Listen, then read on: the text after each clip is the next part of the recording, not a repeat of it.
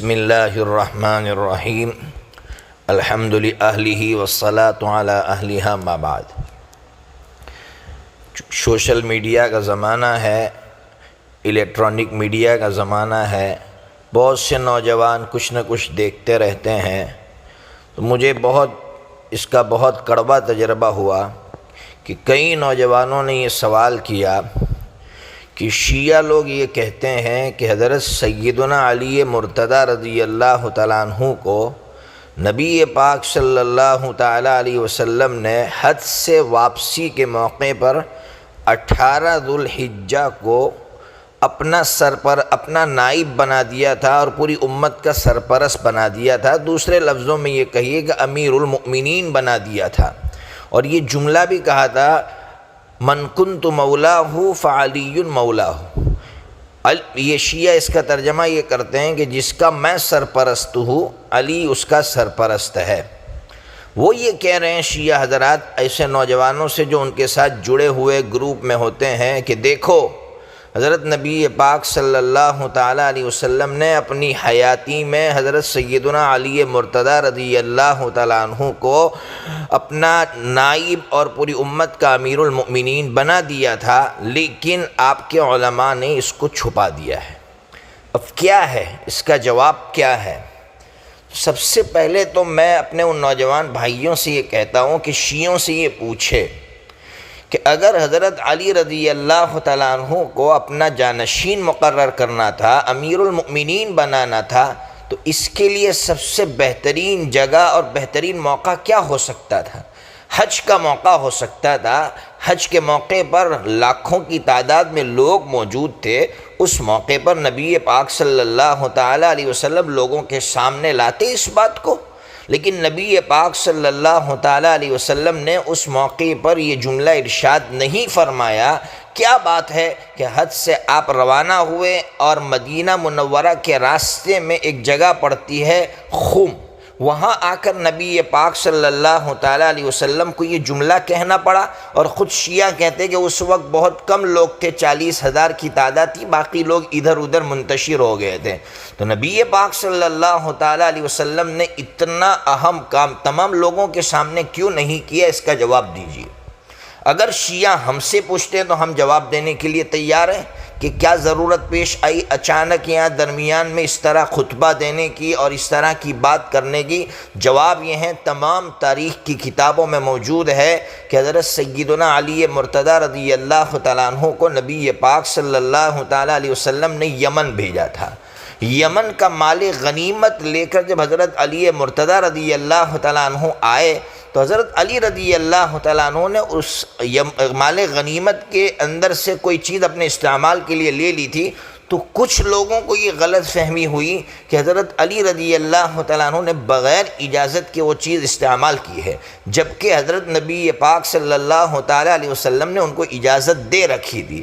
لیکن یہ غلط فہمی جب عام ہوتی گئی اور یہ چرچا ہوتا گیا، لوگوں کی زبانوں پر یہ بات آنے لگی، تو نبی پاک صلی اللہ تعالیٰ علیہ وسلم نے مناسب سمجھا کہ یہ بات لوگوں کے سامنے لائی جائے۔ تو پھر نبی پاک صلی اللہ تعالیٰ علیہ وسلم نے اس موقع پر قرآن مجید کے سورہ احزاب کی ایک آیت ہے، النبی اولیٰ بالمؤمنین من انفسہم، یہ آیت آپ پڑھیے۔ جو لوگ اس آیت کی غلط تفسیر کرتے، شیعہ ہو، محمد علی مرزا ہو، اس کے علاوہ اور بھی لوگ جو اس آیت کی غلط تفسیر کرتے، اس آیت کی تفسیر یہ ہے کہ اللہ تعالیٰ یہ کہنا چاہتے ہیں کہ اے لوگو، نبی کو جو تم سے تعلق ہوتا ہے، جو تم سے محبت ہوتی ہے، اتنی زیادہ ہوتی ہے جتنی تمہیں اپنے آپ سے نہیں ہوتی ہے۔ اس لیے نبی جو بھی کہتا ہے تمہاری محبت میں کہتا ہے۔ نبی کبھی بھی کسی کے سامنے کوئی بھی بات کرتا ہے تو وہ اپنا فیور کرنے کے لیے یا اپنے رشتہ داروں کا فیور کرنے کے لیے نہیں کرتا ہے۔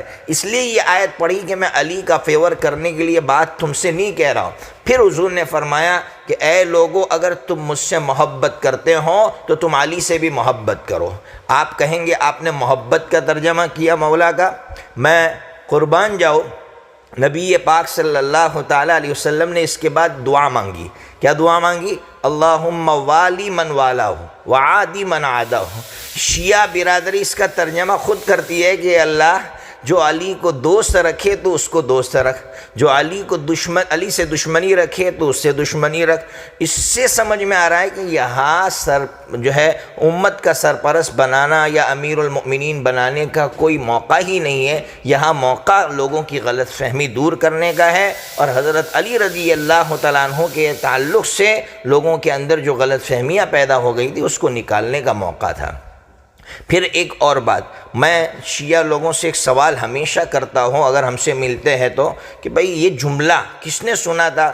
صحابہ کرام نے سنا تھا، حضرت علی مرتضیٰ رضی اللہ تعالیٰ عنہ نے سنا، ان کے صاحبزادوں نے سنا، اہل بیت نے سنا، سب نے یہ جملہ سنا تھا۔ جب حضرت نبی پاک صلی اللہ تعالیٰ علیہ وسلم اس دنیا سے چلے گئے اور جب مسئلہ پیدا ہوا کہ آپ کے بعد کس کو امیر المؤمنین بنایا جائے، کس کو جانشین بنایا جائے، تو وہ سننے والے لوگ تو وہاں موجود ہوں گے۔ صحابہ کرام کو تم نہیں مانتے ہو کہ بھائی صحابہ کرام تو نعوذ باللہ ایسے تھے ویسے تھے، تو وہ اہل بیت تو موجود تھے۔ اہل بیت نے کیوں نہیں کہا کہ بھئی نبی پاک صلی اللہ تعالیٰ علیہ وسلم نے اپنی حیاتی کے اندر علی کو امیر المؤمنین بنا دیا تھا؟ اہل بیت پر تم الزام لگاتے ہو کہ اہل بیت نے منافقت سے کام لیا اور اہل بیت نے نعوذ باللہ حق بات کو چھپایا۔ اس سے بڑا الزام اہل بیت پر اور کیا ہو سکتا ہے؟ آپ بتائیے، اہل بیت نے اگر یہ جملہ کہا ہو صحابہ کرام کے سامنے تو ثابت کر کے دکھائیے کہ اہل بیت نے یہ کہا ہو کہ بھائی حضور نے جب علی کو اپنا جانشین مقرر کر لیا تو کسی اور کو جانشین مقرر کرنے کی کیا ضرورت ہے؟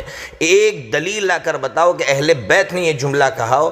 اہل بیت سمجھتے تھے کہ اس جملے کا مطلب وہ نہیں ہے جو یہ شیعہ لے رہے ہیں اور محمد علی مرزا جیسے جھوٹے اور غزال اور گمراہ لوگ لے رہے ہیں۔ اللہ تبارک و تعالیٰ پوری امت کو سمجھ عطا فرمائے، اور سمجھ میں اسی لیے میں کہتا ہوں کہ کبھی کبھی ہم لوگ بعض کی محبت میں، جیسے اہل بیت کی محبت میں شیعہ اتنے آگے نکل گئے کہ خود اہل بیت پر الزام لگانے لگے۔ میں نے آپ کو بتایا کس طرح اہل بیت پر وہ الزام لگا رہے ہیں۔ اللہ تبارک و تعالی ہم تمام کو اہل بیت سے، صحابہ کرام سے، سب سے محبت کی توفیق عطا فرمائے۔